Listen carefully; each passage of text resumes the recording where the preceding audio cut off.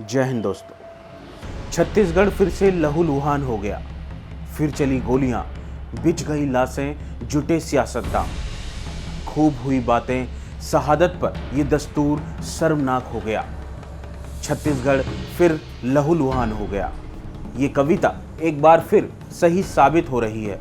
छत्तीसगढ़ के दंतेवाड़ा में नक्सली हमले में डीआरजी के 10 जवान शहीद हो गए। Of Chhattisgarh, 11 people were killed in an improvised explosive device blast. उधर छत्तीसगढ़ के दंतेवाड़ा में नक्सली अटैक, जिसमें 10 जवानों की शहादत हुई। छत्तीसगढ़ में ट्रैक्स गामा वाहन में ब्लास्ट हुआ, जिसमें 11 जवानों के शहीद होने की खबर है। फिर वही सियासी संताप शुरू हुआ।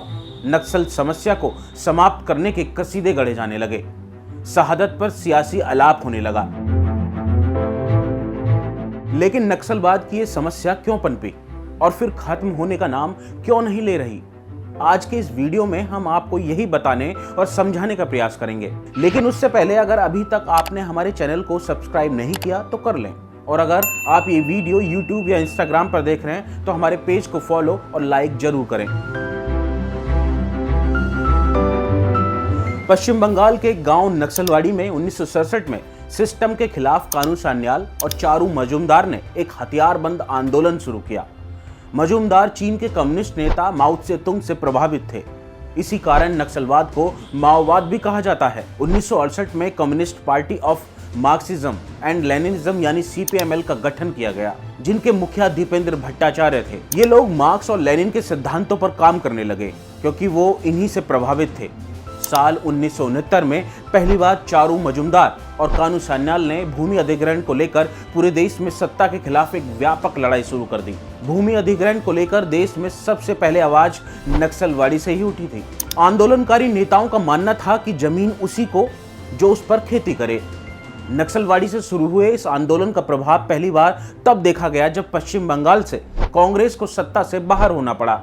इस आंदोलन का ही प्रभाव था कि 1977 में पहली बार पश्चिम बंगाल में कम्युनिस्ट पार्टी सरकार के रूप में आई और ज्योति बसु मुख्यमंत्री बने। नक्सलवाड़ी से उठी चिंगारी देखते ही देखते बारूद की तरह भारत के कई हिस्सों में फैलती गई। ये चिंगारी अब आग बन चुकी थी। वामपंथियों ने लोगों को जुटाना शुरू कर दिया। इनका टारगेट वो लोग होते थे जो गरीब और किसानों को प्रताड़ित करते थे। इनमें उनके सबसे बड़े दुश्मन जमींदार होते थे। पश्चिम बंगाल के अलावा देश के अन्य राज्यों में इस आंदोलन का असर देखने को मिला और हथियार उठाए लोग सरकार के सामने खुलकर बगावत करने लगे। सरकार के समानांतर इनकी अपनी सरकार चलने लगी। लेकिन जल, जंगल और जमीन के लिए शुरू हुए इस आंदोलन पर कुछ सालों बाद राजनीति का वर्चस्व बढ़ने लगा और आंदोलन शीघ्र ही अपने असल मुद्दों और मार्गों से भटक गया। जब यह आंदोलन फैलता हुआ बिहार पहुंचा, तब यह अपने मुद्दों से पूरी तरह भटक चुका था। अब यह लड़ाई भूमि की लड़ाई न रहकर जातीय वर्ग की लड़ाई बन चुकी थी। यहीं से शुरुआत होता है उच्च वर्ग और मध्यम वर्ग के बीच का उग्र संघर्ष, जिसे नक्सल आंदोलन ने देश में नया रूप धारण किया। श्रीराम सेना, जो माओवादियों की सबसे बड़ी सेना थी, उसने उच्च वर्ग के विरुद्ध सबसे पहले हिंसक प्रदर्शन करना प्रारंभ किया। इससे पहले 1972 में आंदोलन के हिंसक होने के कारण चारू मजूमदार को पकड़ लिया गया और जेल में ही उनकी मृत्यु हो गई।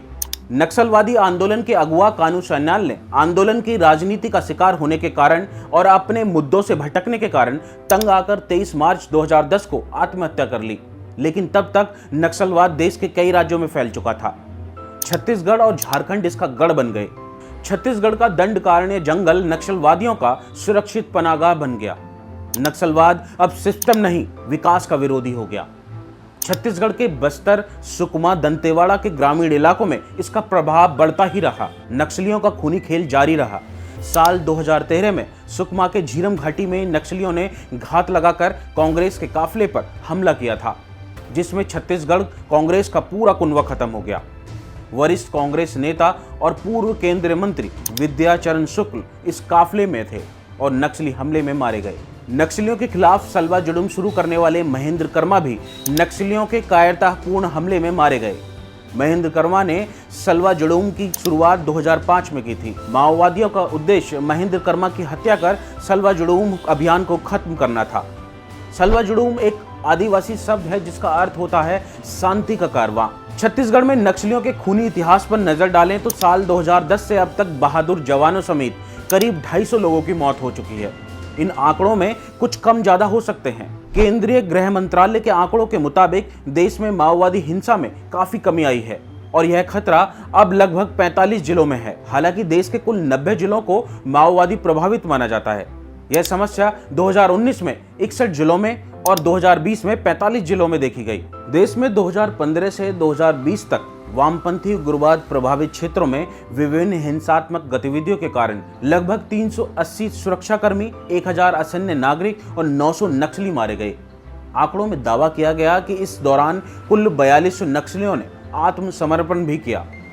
झारखंड, छत्तीसगढ़, आंध्र प्रदेश, तेलंगाना, महाराष्ट्र, ओडिशा इस समस्या की जद में सबसे ज्यादा हैं।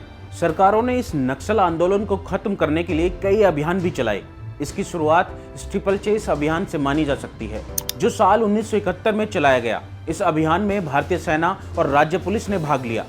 अभियान के दौरान लगभग 20,000 नक्सली मारे गए। नक्सल विरोध अभियान को ये नाम मीडिया ने दिया। इस अभियान में पैरामिलिट्री बल और पुलिस ने भाग लिया। यह अभियान छत्तीसगढ़, झारखंड, आंध्र प्रदेश और महाराष्ट्र में चलाया गया, जबकि 3 जून 2017 को छत्तीसगढ़ राज्य के सुकमा जिले में सुरक्षा बलों ने अब तक के सबसे बड़े नक्सल विरोधी अभियान प्रहार को प्रारंभ किया। सुरक्षा बलों द्वारा नक्सलियों के चिंता गुफा में छिपे होने की सूचना मिलने के बाद इस अभियान को चलाया गया। इस अभियान में केंद्रीय रिजर्व पुलिस बल के cobra commando, Chhattisgarh police, district reserve guard और वायुसेना के एंटी नक्सल टास्क फोर्स ने भाग लिया। यह अभियान चिंता गुफा पुलिस स्टेशन के क्षेत्र के अंदर स्थित चिंता गुफा जंगल में चलाया गया, जिसे नक्सलियों का गढ़ माना जाता है। इस अभियान में 3 जवान शहीद हो गए, जबकि कई अन्य घायल हुए। अभियान के दौरान 15 से 20 नक्सली मारे गए। खराब मौसम के कारण 25 जून 2017 को इस अभियान को बंद करना पड़ा। वक्त के साथ साथ नक्सलवाद का स्वरूप भी बदलता रहा। गांव से निकलकर ये समस्या शहरी इलाकों तक पहुंच गई, जिसे अर्बन नक्सलवाद कहा गया। असल में अर्बन नक्सलवाद माओवादियों की एक तरह की रणनीति होती है, जिसमें शहरों में नेतृत्व तलाशने, भीड़ जुटाने, संगठन बनाने और लोगों को इकट्ठा करके उन्हें तमाम चीजें, सामग्री के साथ साथ प्रशिक्षण देने का भी काम किया जाता है। दरअसल एक रिपोर्ट के मुताबिक साल 2004 में लगभग 40 नक्सली गुट एक साथ आ गए, जिसके चलते भारत की कम्युनिस्ट पार्टी का गठन हुआ। इस नए संगठन ने 2 ऐसे दस्तावेज जारी किए जिसमें शहरी क्षेत्रों में भी गतिविधियां बढ़ाने की आकांक्षा थी। The strategy and tactics of Indian revolution in 2004 और urban perspective our works in urban areas in 2007 में इन रणनीति और योजनाओं का जिक्र किया गया, जिसमें शहरी क्षेत्रों में विस्तार और ओवरग्राउंड और अंडरग्राउंड समर्थन का पूरा नेटवर्क तैयार करने की बात थी। साल 2018 में महाराष्ट्र के पुणे में भीमा कोरेगांव हिंसा के अर्बन नक्सलवाद का सबसे बड़ा उदाहरण माना जा सकता है। यहाँ मराठा और ईस्ट इंडिया कंपनी के बीच हुए युद्ध की 200वीं वर्षगांठ मनाने के लिए एक समारोह का आयोजन किया गया। भीमा कोरेगांव इस युद्ध से जुड़ा एक विजय स्तंभ है, जहां हजारों की तादाद में लोग जमा हुए थे। लेकिन देखते ही देखते समारोह में पत्थरबाजी शुरू हो गई। कुछ गाड़ियों में आग लगा दी गई। दरअसल नक्सलियों को लेकर सरकारों के रुख अलग अलग रहे हैं। कई बार इन्हें लेकर मानवीय रुख अपनाने की भी बात हुई है, जिसमें कहा गया है कि ये आदिवासी लोग हैं जो अपने हकों के लिए गलत रास्ते पर चल पड़े हैं। इनसे बातचीत कर मामले का समाधान होना चाहिए। छत्तीसगढ़ समेत नक्सल प्रभावित राज्यों में सरकार इन्हें मुख्य धारा में जोड़ने के लिए तमाम योजनाएं चला रही है। तो दोस्तों, आपको हमारी ये वीडियो कैसी लगी? उम्मीद करते हैं आपको हमारी ये वीडियो पसंद आई होगी। अगर आपका कोई सुझाव है तो आप हमें ईमेल भी कर सकते हैं, और साथ में आपके पास कोई स्टोरी है जो आप चाहते हैं कि हम बनाएं तो वो भी हमें ईमेल कर सकते हैं या हमें कमेंट भी कर सकते हैं। जय हिंद।